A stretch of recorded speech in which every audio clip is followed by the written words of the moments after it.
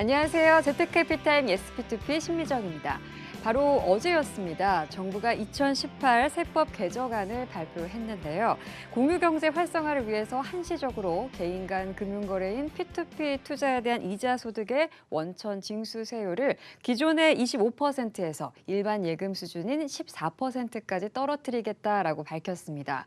그동안 이자 소득이 꽤 높다라고 불만을 가지신 분들이 많았는데요. 앞으로도 이런 긍정적인 소식이 많아져서 P2P 투자하는 데 좋은 환경이 만들어지길 기대해 보도록 하겠습니다.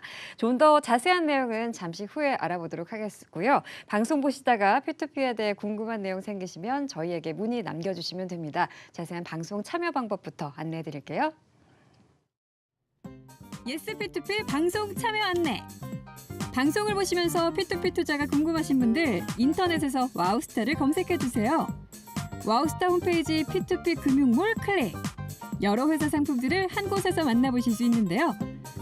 좀 더 자세히 알고 싶거나 궁금한 것이 있는 분들은 P2P 금융몰 하단 자유 게시판에 사연을 남겨주시거나 전화 02-6676-0074 또는 카카오톡에서 와우스타 P2P 검색 후 친구 추가.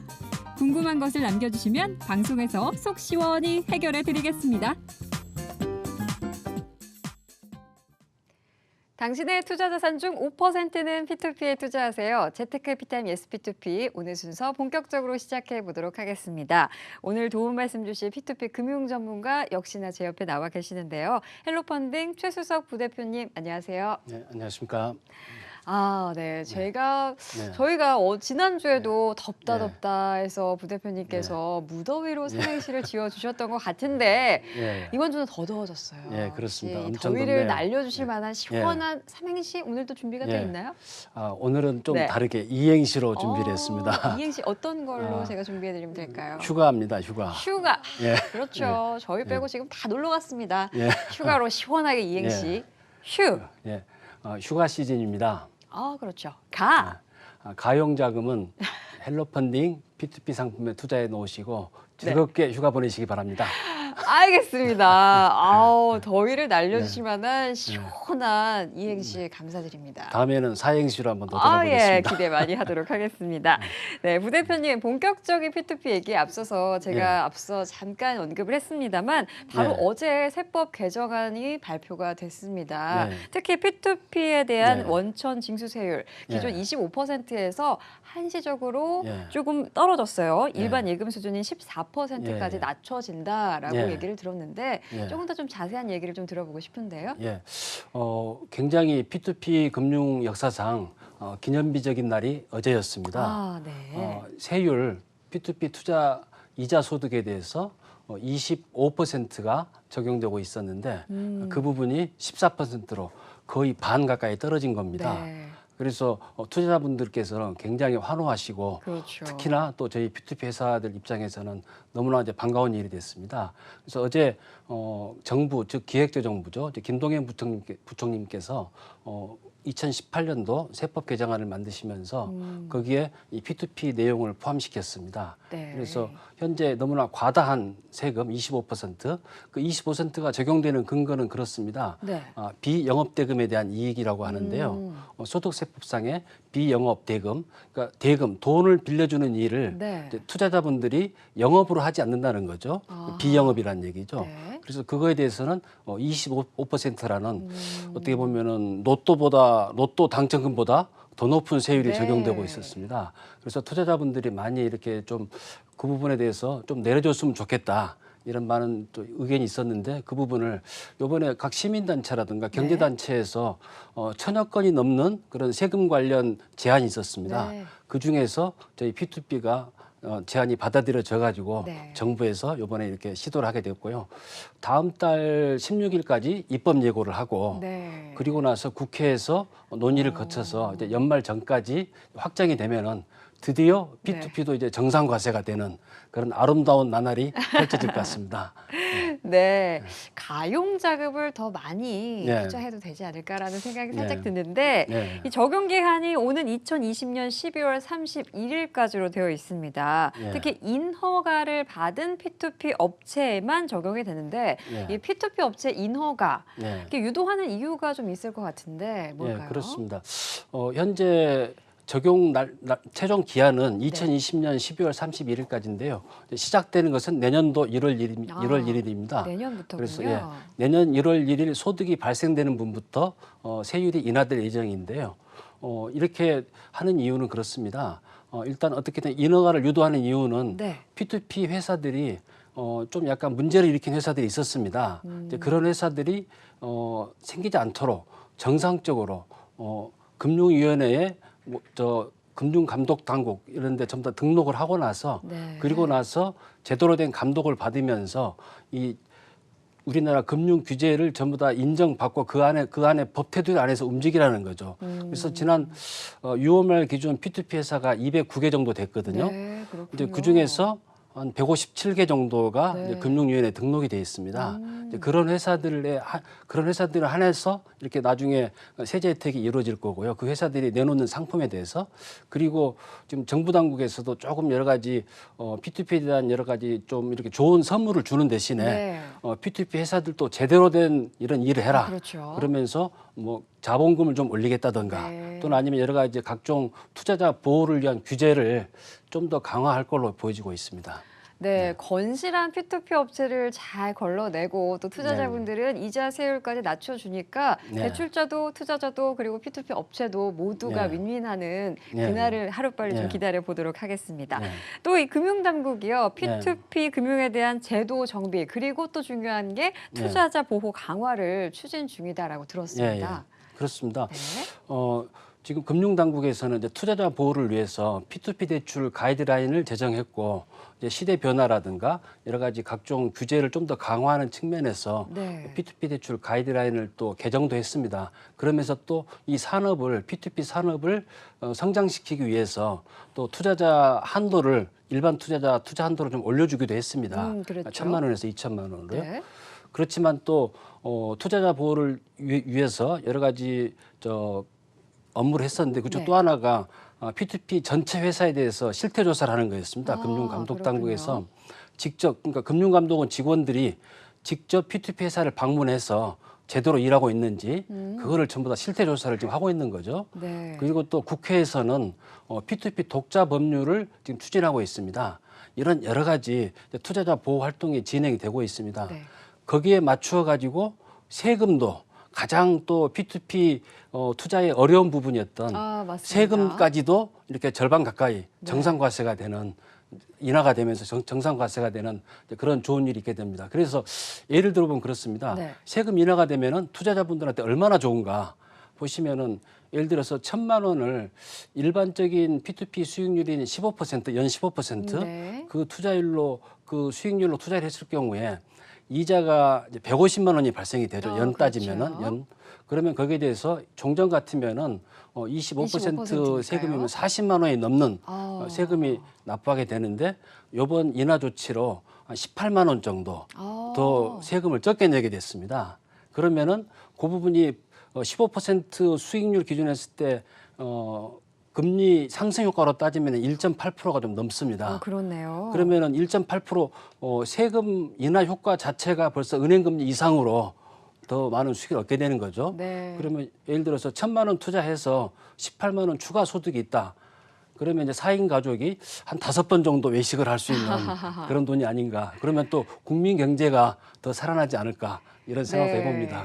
실제 예를 들어주시니까 확실히 좀 체감이 되는 것 같습니다. 자, 이제 본격적으로 오늘은 P2P 금융투자 10개명에 대한 얘기를 들려주신다고 알고 있는데요. 자, 10개명, 그 첫 번째부터 들어볼게요. 제가 금융투자, P2P 투자 10개명을 어떻게 만들 것인가 나름대로 노심초사하고 궁금해요. 그리고 또 번민의 밤을 좀 지새우기도 했습니다. 어떻게 하면은 투자자분들이 많이 걱정하시고 투자해놓고 불안해하시는데 그거를 어떻게 하면 좀이라도 없애드릴까 이제 그런 차원에서 10개명을 만들었는데요. 첫 번째가 80대 20의 법칙을 P2P에도 적용하랍니다. 그렇군요.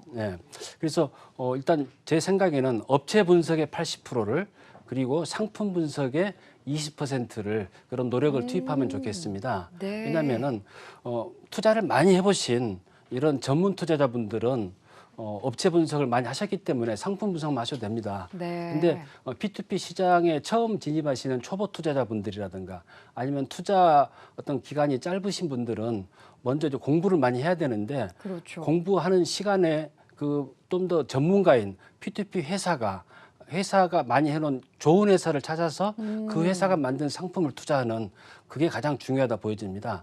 그러면 우리가 어떻게 하면은 좋은 회사를 찾을 것인가? 네. 여러 가지 방법이 있겠습니다만 첫 번째는 일단 규모가 큰 누적 대출액이 큰 회사를 찾고요. 네. 그다음에 두 번째는 연체율이 적은 회사, 그리고 상환 실적이 좋은 회사, 그리고 특히나 이런 P2P 홈페이지에 그 회사의 임직원의 사진, 얼굴들을 다 보여주면서 그렇군요. 이분들 정말 열과 성의를 다해서 투자자분들을 모시고 있다, 투자자의 안전을 책임지고 있다, 이런 내용을 표현하는 회사를 고르시면 가장 좋지 않겠느냐, 이런 생각이 듭니다. 네, 80대 20의 법칙을 적용해라. 첫 번째 원칙이었고 투자 10개명 두 번째 들어볼게요. 예, 두 번째는 이제 수익 보장 등 유사수신 행위를 그런 행위를 하는 업체를 조심하라는 얘기입니다. 그래서 우리가 유사수신이라는 것은 원금을 보장한다든지 아니면은 일정률의 이익을 책임지겠다, 확약해주겠다 이런 데죠. 일단은 저희 P2P 상품에는 유사수신에 해당이 되지 않는 그런 원리금 보장을 할 수 없는 상품입니다. 네, 저희들은. 맞습니다. 그래서 혹시 P2P 회사가 어떤 식으로든 원금을 보장하겠다 그런 상품에는 절대 투자하시면 안 됩니다. 알겠습니다.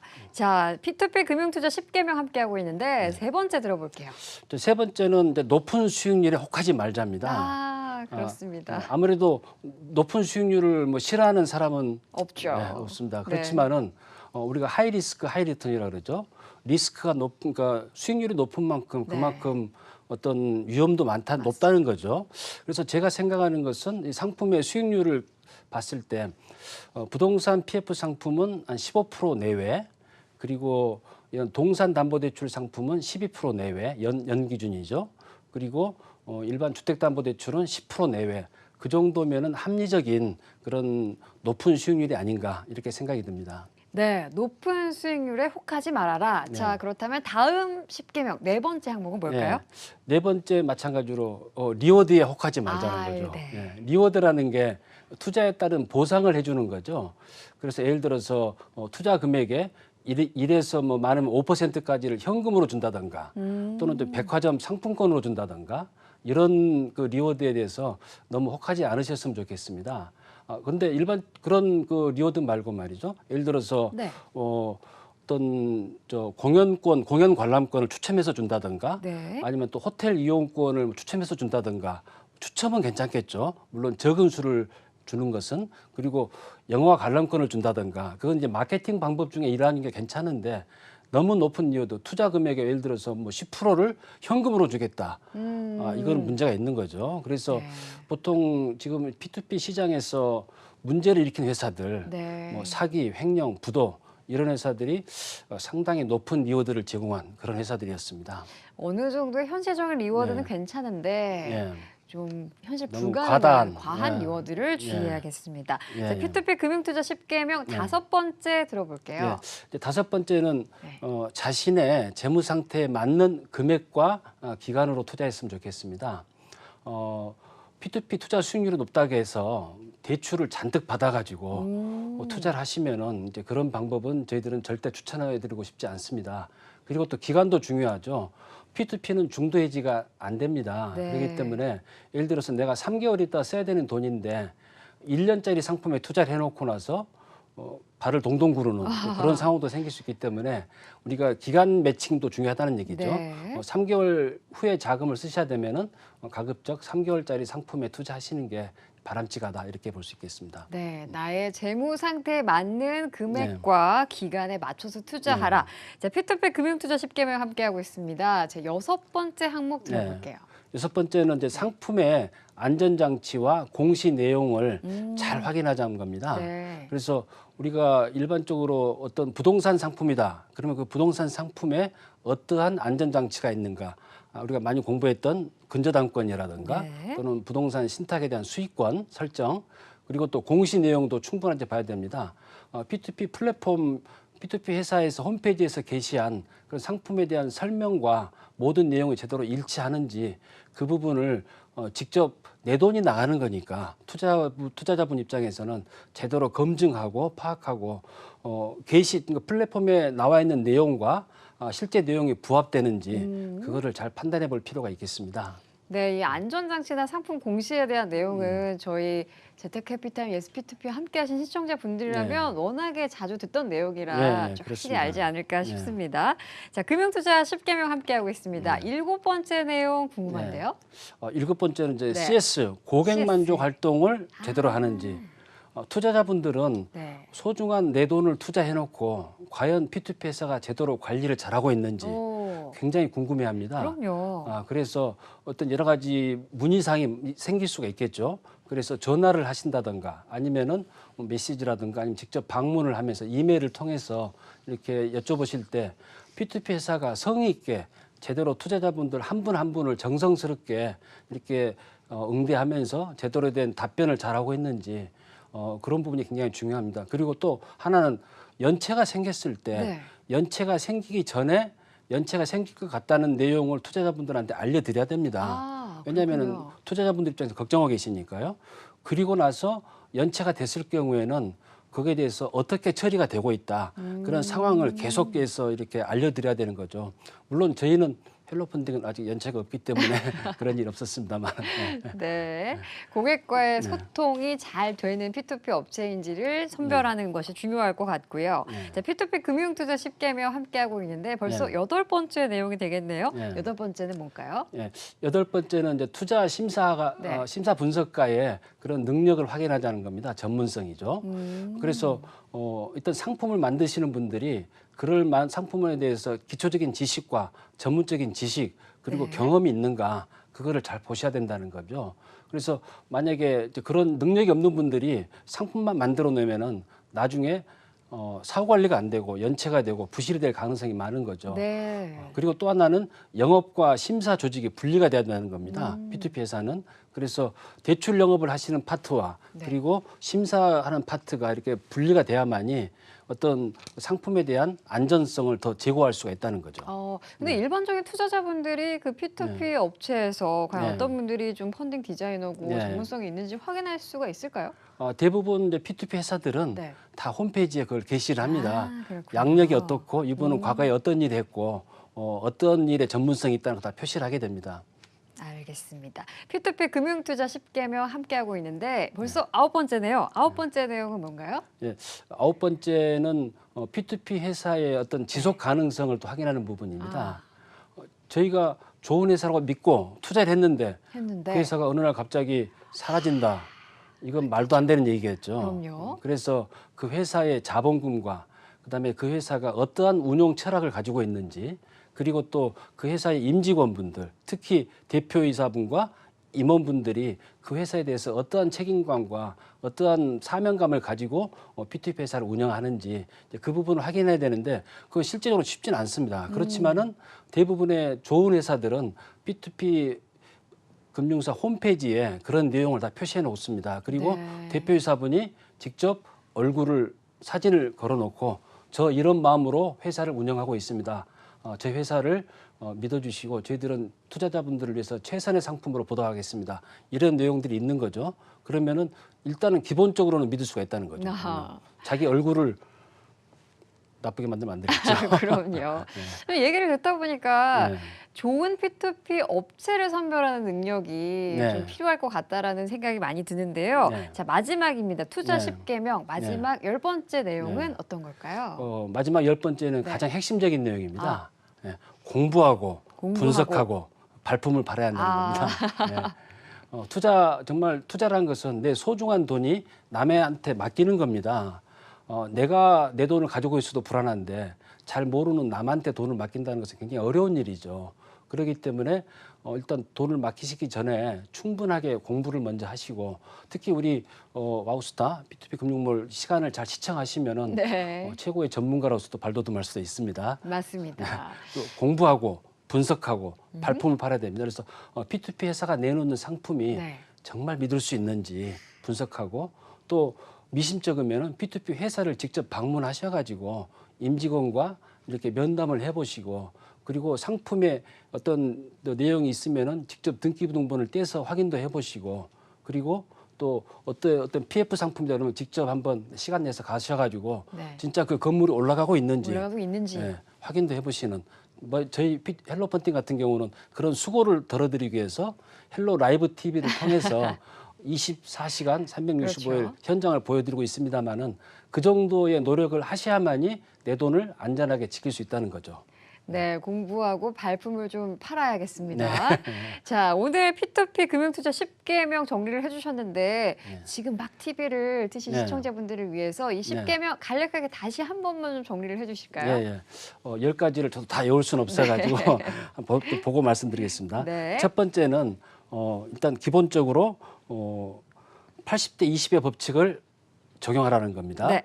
두 번째, 수익 보장 등 유사수신 행위를 하고 있는지 확인하자는 거고요. 그다음에 세 번째는 높은 수익률에 혹하지 말자.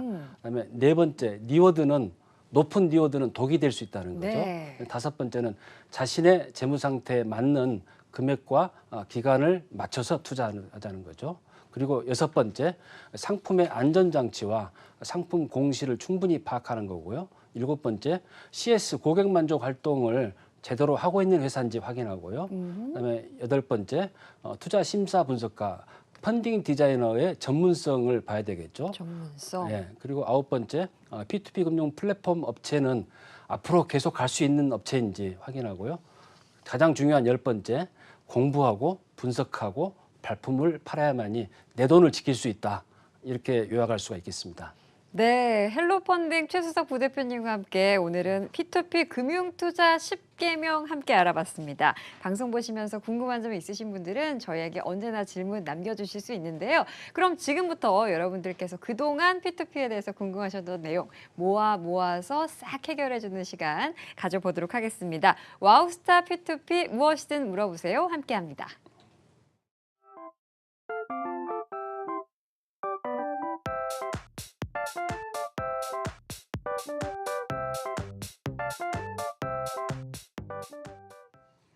네, 여러분들께서 과연 어떤 궁금증들이 있었는지 홈페이지를 통해 들어온 질문 화면으로 함께 만나보도록 하겠습니다.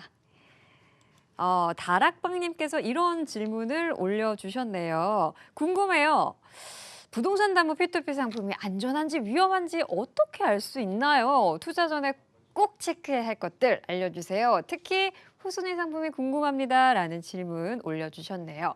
자, 이분 같은 경우에는 부동산 P2P 상품을 아무래도 좀 여러 차례 투자해보신 분이 아닐까라는 생각이 드는데요. 자, 궁금증 좀 해결을 해주실까요? 예, 부동산 담보를 투자하시는 분들은 굉장히 나름대로 일단 안정성 있는 담보, 그러니까 안정성을 추구하면서도 또 높은 수익률을 추구하시는 그런 분을 볼 수 있는데요.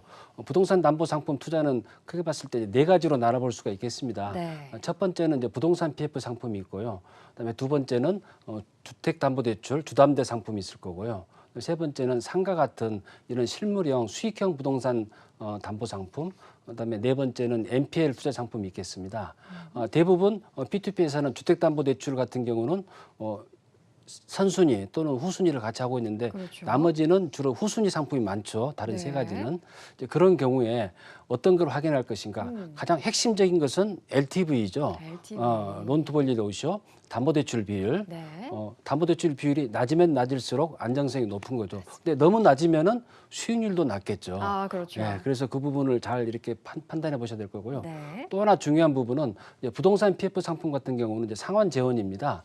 어떤 분양이 잘 돼서 또는 나중에 완공이 되고 나서 대환 대출이 잘 돼서 네. 상환이 잘 될 수 있는가 그 부분이 가장 핵심적인 부분이 되는 거죠.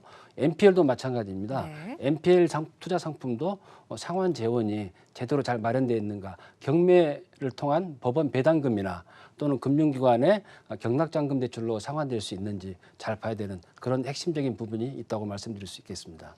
네. 시간이 정말 짧지만 마지막으로 하나 질문만 짧게 보도록 할게요. 네. 이런 질문이 들어와 있는데요. 도토리님께서 소액으로 여러 상품을 투자하고 계신데 관리가 좀 번거롭대요. 좀 편안하게 관리할 수 있는 방법이 있을까요? 라는 질문 올려주셨습니다. 네. 정말 간단하게 좀 대답을 네. 해주시면 어떨까요? 당연히 있습니다. 세 가지인데요. 네. 일단 투자자 카페 등을 보시면은 엑셀로 이렇게 관리하는 그런 시트가 많이 나와 있습니다. 네, 그렇더라고요. 또 아니면 모바일로서 우리 휴대폰으로서 관리하는 그런 새로운 여러 가지 어플리케이션이 나와 있고요. 세 번째는 정 안 되면 수첩으로 일자로 하시는 방법이 있겠습니다. 그렇지만 그것도 굉장히 기본 좋은 방법입니다. 이자와 원금이 계속 들어오기 때문에. 그렇죠. 네. 네, 다양한 방법들이 있으니까 본인의 취향에 맞는 걸로 잘 네. 활용해 보시기 바랍니다. 여러분들의 투자 고민까지 함께 나눠봤습니다. 함께해 주신 헬로펀드의 최수석 부대표님 고맙습니다. 네, 감사합니다. 네, 재테크해피타임 예스피2피 오늘 순서는 여기서 마무리 짓도록 하겠습니다. 저희는 다음 주 이 시간에 인사드리도록 하겠습니다. 함께해 주신 여러분 고맙습니다.